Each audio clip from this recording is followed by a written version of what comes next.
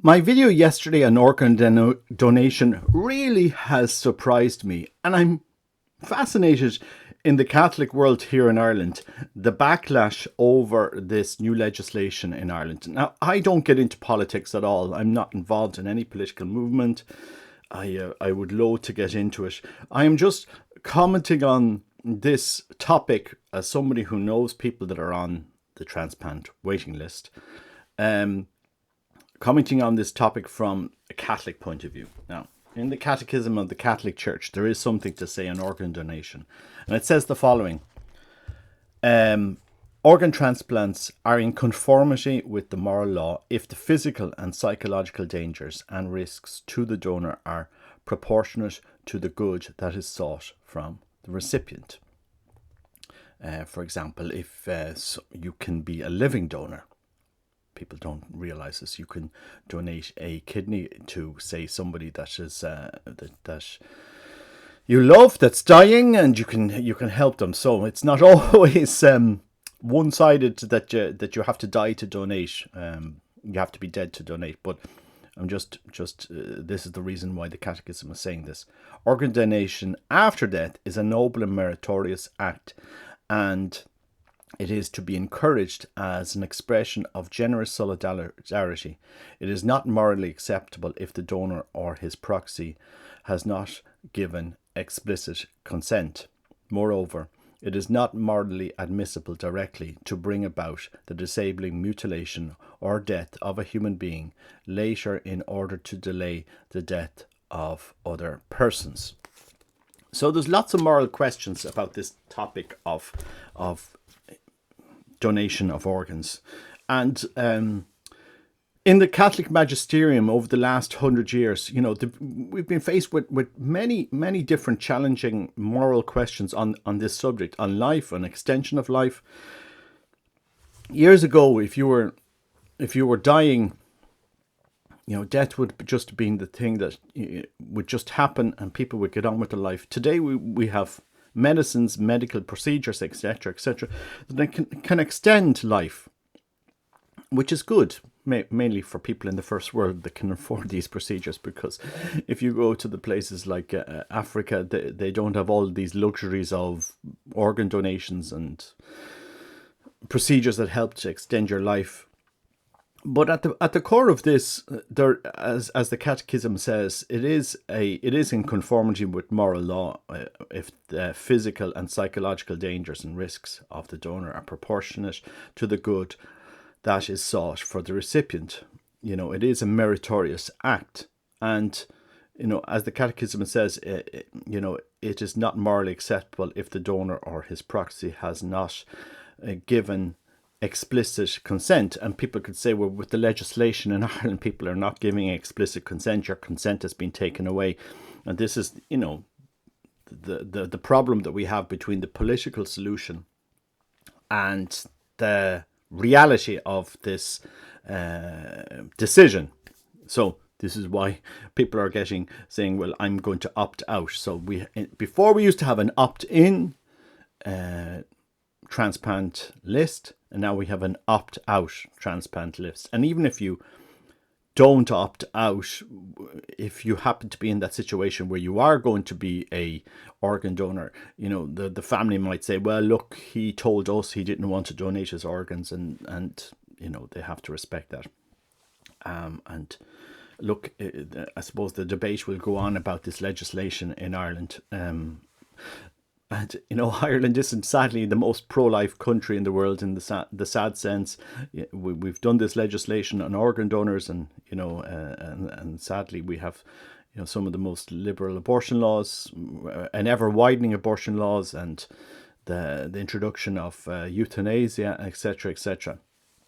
And a lot of people are making the conspiracies that, look, this is for euthanasia, this is for organs are going abroad. I heard people saying organs are going abroad. Yes, because we share medical expertise with the UK, guys.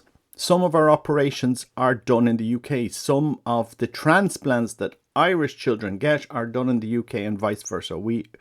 There's a lot of cooperation because some of the expertise is so limited. You don't have transplant doctors in every town in Ireland. and centres and expertise. And, like, I would just ask Catholics, please inform yourselves on this subject.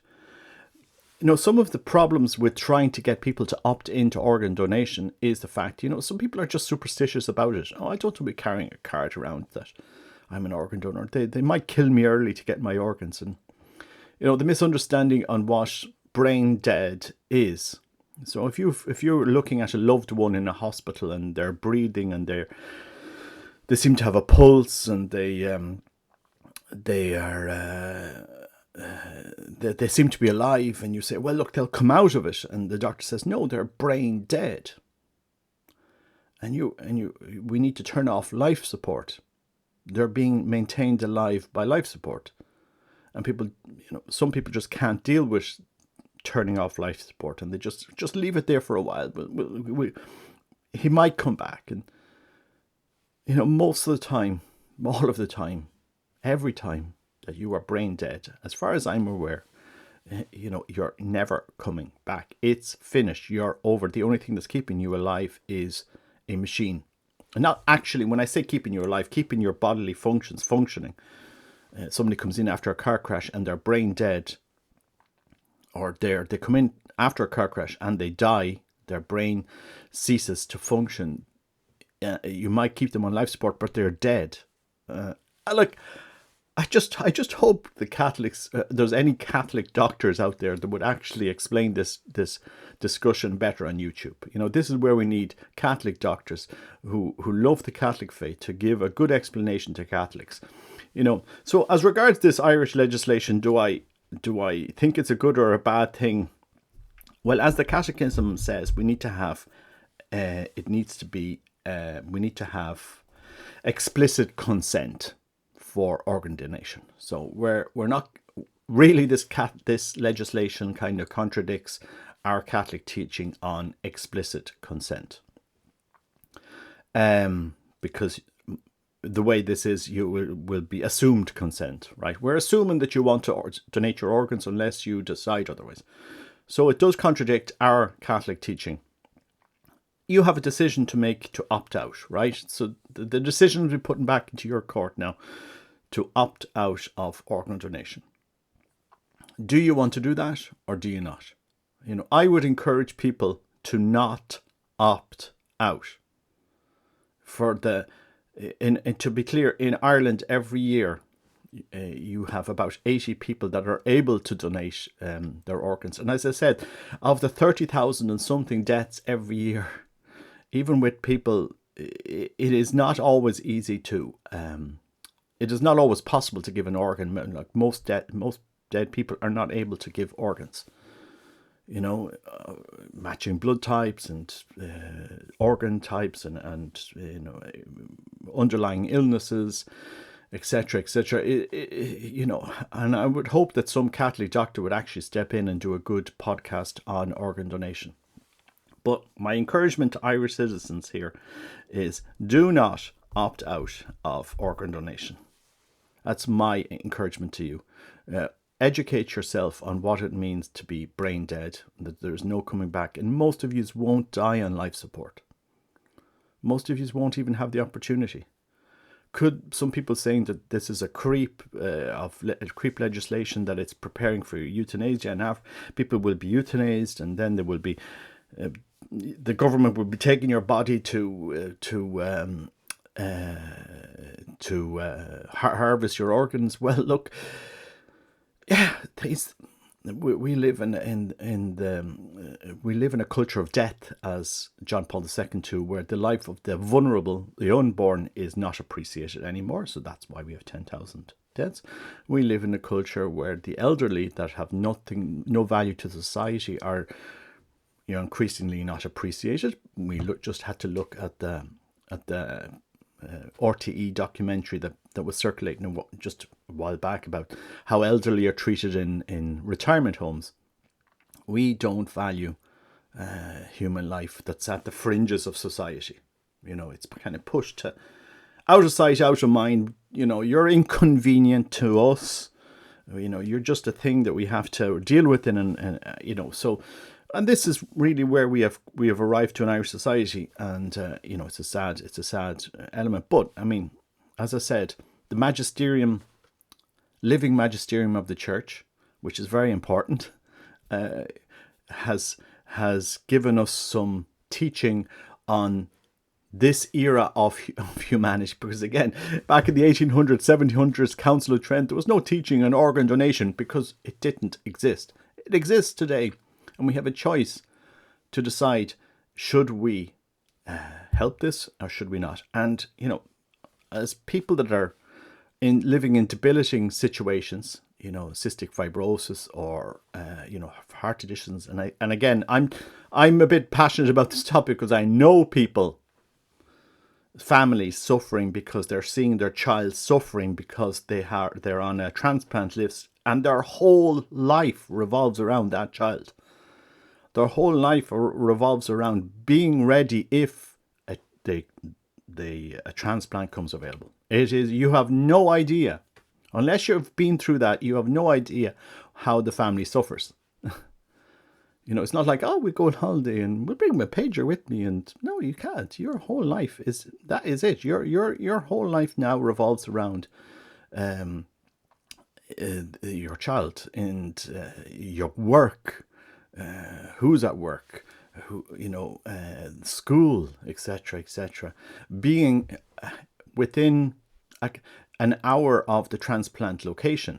Some people have actually relocated. As I said, some of the experts, the transplant experts, some people have relocated to London to be there, and some of the organs then, if they become available in Ireland, they're flown up. I mean, I'm not going to go into the whole thing. I hope some Catholic doctor would actually give some. So I would encourage Irish Catholics. The legislation is definitely not perfect. It would be better that it met our Catholic teaching of explicit consent, so that there is no ambiguities here. This is not explicit consent. This is assumed consent. We assume that you're okay unless you've decided to opt out. Don't go opting out. I mean, the sad thing for on this debate, people are annoyed at this legislation because they're annoyed at their government. And you're rightly to be annoyed at this pathetic government. You're rightly. Yeah, I mean, you have every right to be annoyed with the Irish government. I am. At the one hand, they're passing. They have no regard for the unborn life in the womb. No regard. We are really entering. We're following many countries along this culture of death. This is the reality. Those that are inconvenient to us are pushed out of sight. Oh, there's abuse in retirement homes. Yeah, as if the government didn't know. Please, spare us. As if RT doesn't know. We've done an investigation. Yeah, you've done an investigation. But the reality, the way that the family unit has gone in Ireland is, God is the new money is the new God for the family. And so this is what we bow down to and worship. And our children, well, we'll have yous when we're in our 30s, when we have the house and the job, and we've done a good few holidays, we've seen the world, we've traveled around, we've done everything. And now, so all of a sudden we'll have, and then when we get old, well, our children don't want to deal with us. We have to make plans for, back in the day, the family unit would have been 2 or 3 generations. My mother died watching my mother's grandmother died while my mother watched her in the house. My mother remembers her dying in the house. How many families, grandchildren witness the natural passing of their grandparents in the house? Very, very few. But anyway, this is a long debate and I didn't really want to go into it. But I would encourage Irish Catholics, Catechism 2296, read the Catechism of the Catholic Church on organ donation. And please, again, it's your choice. As I said, the teaching of the Catholic Church is pretty clear. We have to have explicit consent. Well, you now have a choice. Don't opt out. That gives it, you're giving explicit consent. And really inform yourself on this. I mean, there's a lot of superstitious nonsense in Ireland why people don't want to be organ donors. Really superstitious nonsense. Some people said, one person I remember said, I don't want to carry an organ donor. Because I remember we would ask people to be organ donors, and, oh no, I don't want to be an organ donor. No, I don't. It's like you're tempting fate. Really, I kid you not, the amount of people that will not carry an organ donor card because they're afraid to tempt fate. They're saying, oh, I don't want to be one of those donors. I don't want to. People have this fear of death. When you're dead, you're dead. You won't feel anything, and you can help somebody. So have that.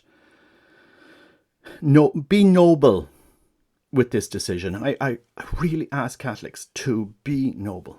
God bless you. Take care. Bye-bye.